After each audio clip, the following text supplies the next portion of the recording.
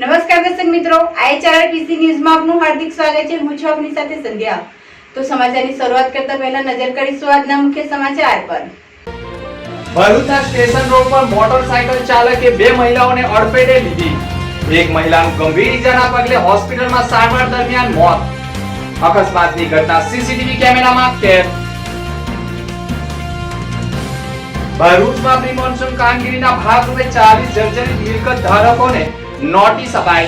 વરસાદી કાંસની સફાઈ પણ કરવામાં આવતા લોકોમાં રાહત।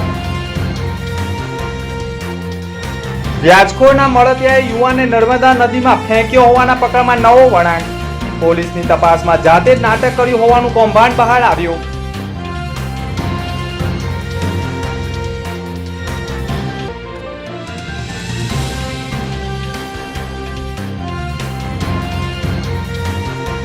ભરૂચના પૃથ્વી માર્કેટ નજીક બાઇક ચાલકે મહિલાને રોડ ઉપર ફંગોરી દેતા મહિલાનું મોત થયું હતું।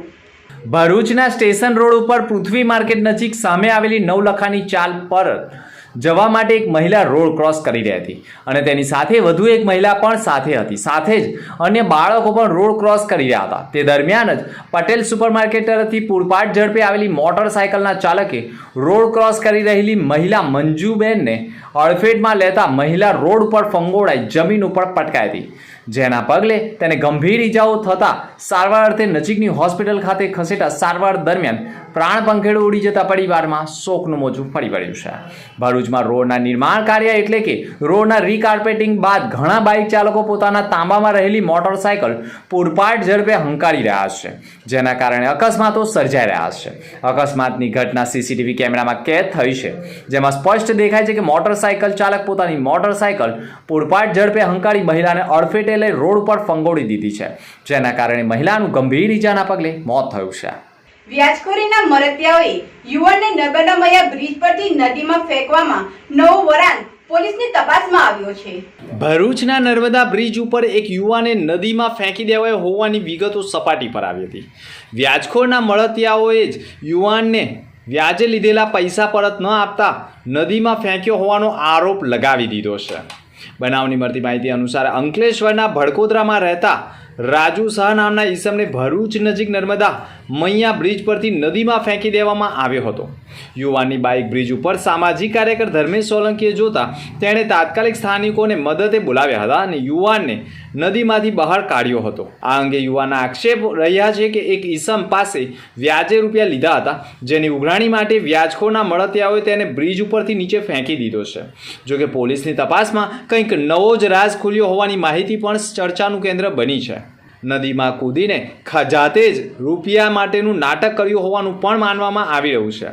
હાલ તો પોલીસની ઝીણવટભરી તપાસમાં એક નાટક રચાયું હોવાનું પણ માહિતી સામે આવતા પોલીસે કાર્યવાહી કરી છે। मेरे को बुलाया पैसा के लिए, तो मैं बोला खाना नहीं खाया हूँ, बोला 5 मिनट में किसके पैसे लिए आपने? उसके पास से लिए थे पैसे? 5 लाख रुपए ब्याज से लिया हूँ। ब्याज से लिए हो? हाँ। फिर मेरे को बुलाया, बैठाया और वो नहीं आया, जिससे पैसा लिया वो नहीं आया, दूसरे को भेजा है। क्या नाम था उसका? उसको नहीं पहचानता हूँ। तो आपको किसने, आप बोल रहे हो क्या हुआ? फिर यहाँ लाके क्या किया? सीधा ब्रिज पर से फेंक दिया, बोला पैसा नहीं दोगे फेंक देता हूँ। तो फेंक दिया उठा के फेंक दिया। फिर वो किसके पास से आपने 5 लाख रुपए लिए हुए? एक सरदार जी करके क्या है, नाम है उसका? तखत सिंह सरदार, मगर वो नहीं आया है, वो दूसरे को भेजा है। अच्छा, तो आप पैसे पानी में कैसे बचे? रस्सी पकड़ के रहे 2 घंटा तक, फिर जाके देखे कि थोड़ा साइड में आके मिल गया, तो हाथ जोड़ के आवाज़ देते रहे कि कोई आवे, अगर मरना हो तो मर गए रहते नीचे, बचे। ये भाई पूछा कि कहाँ से हो? मैं भड़कोदरा से, मैं नामचीन आदमी हूँ, 25 साल मेरा गुजरात में हो गया। ओके, रागनी पे मेरा दुकान भी अपने 108 बुला के आपको हॉस्पिटल पहले ले जाते हैं, बराबर? फिर बाद में आपके परिवारजनों को बुलाते हैं। ભરૂચમાં પ્રી મોન્સૂન કામગીરીના ભાગરૂપે 40 મિલકતોને નોટિસ તો વરસાદી કાંસની સફાઈ કરાઈ હતી। ઉનાળાની વિદાય સાથે ચોમાસાના થનારા આગમન પૂર્વે જ ભરૂચ નગર સેવા સદન દ્વારા પ્રી મોન્સૂન કામગીરી હેઠળ વિવિધ કામગીરી કરવામાં આવી રહ્યું છે, જેના ભાગરૂપે શહેરની 27 જેટલી નાની મોટી વરસાદી કાંસોની સફાઈની સાથે સાથે ભરૂચ શહેરમાં આવેલા જર્જરિત મિલકત બિલ્ડિંગો તેમજ મકાનોના માલિકોને પણ નોટિસ પાઠવવામાં આવી છે। ભરૂચ નગર સેવા સદન દ્વારા ત્યાર સુધીમાં 40 જેટલા મિલકતોના માલિકોને નોટિસ ફટકારવામાં આવી છે અને જર્જરિત ઇમારત ઉતારી લેવા માટે પણ કહ્યું છે. ભરૂચ નગર સેવા સદન દ્વારા પણ કામગીરી કરવામાં આવી રહી છે. જ્યાં પણ જર્જરિત મિલકત દેખાય તેના માલિકની સાથે રાખીને નગરપાલિકા દ્વારા કામગીરીનો પ્રારંભ કરવામાં આવ્યો છે. તો બીજી તરફ શહેરમાં આવેલા વિવિધ નાની મોટી કાચની પણ સાફ સફાઈ કરવામાં આવી રહી છે. ચોમાસાના સમયમાં શહેરના વિવિધ વિસ્તારોમાં વરસાદી પાણી ભરાતા હોય છે, જેના કારણે વાહન ચાલકો ઉપરાંત સ્થાનિકો પણ મુશ્કેલીઓનો સામનો કરતા હોય છે. ત્યારે વરસાદી પાણીના નિકાલની કાસો માટે પણ સાફ સફાઈ કરવામાં આવી છે. નગરપાલિકા દ્વારા પ્રી મોન્સૂન કામગીરીના ભાગરૂપે નગરપાલિકા વિસ્તારમાં આવેલ જુદી જુદી લગભગ 27 જેટલી ખુલ્લી કાસોની સફાઈ કરવામાં આવેલ છે. જર્જરિત અને જોખમકારક ઇમારતો માટે નગરપાલિકા દ્વારા જાહેર નોટિસ પણ પ્રસિદ્ધ કરવામાં આવેલ છે. એ સિવાય 40 જેટલી મિલકતોને વ્યક્તિગત નોટિસો પણ આપવામાં આવેલ છે. એ પૈકી જે વધારે પડતી જર્જરિત છે તેવી મિલકતના માલિકોની સાથે સંકલન કરી ઉતારવાની ચાલુ પણ કરવામાં આવેલ છે. આજની તારીખમાં પણ નગરપાલિકાને સામે આવેલ શોપિંગ સેન્ટરના ઉપરના ભાગને ઉતારવાની કામગીરી ચાલુ છે. એ સિવાય જૂના ભરૂચમાં પણ અત્યારે એક મકાન ઉતારવાની કામગીરી ચાલુ છે. અગાઉ 2 જેટલા મકાનો પણ ઉતારવામાં આવેલ છે. એ સિવાય જે જર્જરિત મકાનોને નોટિસ આપેલ છે, નોટિસ પિરિયડમાં એ લોકોએ કામગીરી પૂર્ણ નથી કરી ઉતારવાની, એ લોકોને રૂબરૂ બોલાવી અથવા તો નગરપાલિકા મારફતે ઉતારવાની કાર્યવાહી હાથ ધરવામાં આવશે. કાશ્મીરના રિયાસતમાં આતંકી હુમલાના વિરોધમાં ભરૂચ કલેક્ટરને હિન્દુ સંગઠન દ્વારા આવેદન અપાયું હતું. કાશ્મીરના રિયાસીમાં આતંકવાદીઓ દ્વારા નિશસ્ત્ર હિન્દુ યાત્રાઓની પણ હત્યાના વિરોધમાં સમગ્ર ગુજરાતમાં રોષ જોવા મળ્યો છે.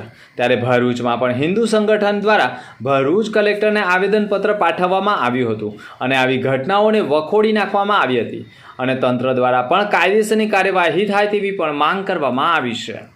આજ રોજ ભરૂચ જિલ્લા આંતરરાષ્ટ્રીય હિન્દુ પરિષદ, રાષ્ટ્રીય બજરંગ દળ અને એની ભગીની સંસ્થાઓ દ્વારા જમ્મુ કાશ્મીરમાં આતંકવાદીઓ દ્વારા જે બસ ઉપર જે હુમલો થયો છે એના સંદર્ભમાં કલેક્ટરશ્રી દ્વારા અમે આવેદનપત્ર આપી અને રાષ્ટ્રપતિ સુધી એની કોપી પહોંચે એ માટે અમે આજે આવેદનપત્ર આપવા માટે ભેગા થયા છે. તાજેતરમાં જમ્મુ કાશ્મીરના કતરાથી લઈને શિવખોરી જતી બસ ઉપર, યાત્રિકોની બસ ઉપર જે હુમલો થયો છે એ હુમલાઓમાં જે લોકો શહીદ થયા છે અને જે લોકો ઇન્જર છે એવા લોકોને તાત્કાલિક અસરથી સરકારી સહાય આપવામાં આવે અને આગામી ટૂંક જ સમયમાં અમરનાથ યાત્રાઓ શરૂ થઈ રહી છે.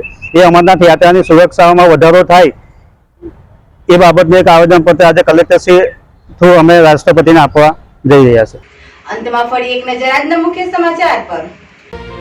ભરૂચના સ્ટેશન રોડ પર મોટરસાયકલ ચાલકે 2 મહિલાઓને અડફેટે લીધી. એક મહિલાનું ગંભીર ઈજાના પગલે હોસ્પિટલમાં સારવાર દરમિયાન મોત. અકસ્માતની ઘટના સીસીટીવી કેમેરામાં કેદ. ભરૂચમાં પ્રી મોન્સૂન કામગીરીના ભાગરૂપે 40 જર્જરિત મિલકત ધારકોને નોટિસ અપાઈ. વરસાદી કાચની સફાઈ પણ કરવામાં આવતા લોકોમાં રાહત. વ્યાજખોરના મળતિયાએ યુવાનને નર્મદા નદીમાં ફેંક્યો હોવાના પ્રકરણમાં નવો વળાંક. પોલીસની તપાસમાં જાતે જ નાટક કર્યું હોવાનું કૌભાંડ બહાર આવ્યું. તો હતા અત્યાર સુધીના સમાચાર. નવા સમાચાર સાથે ફરી મળીશું. નમસ્કાર.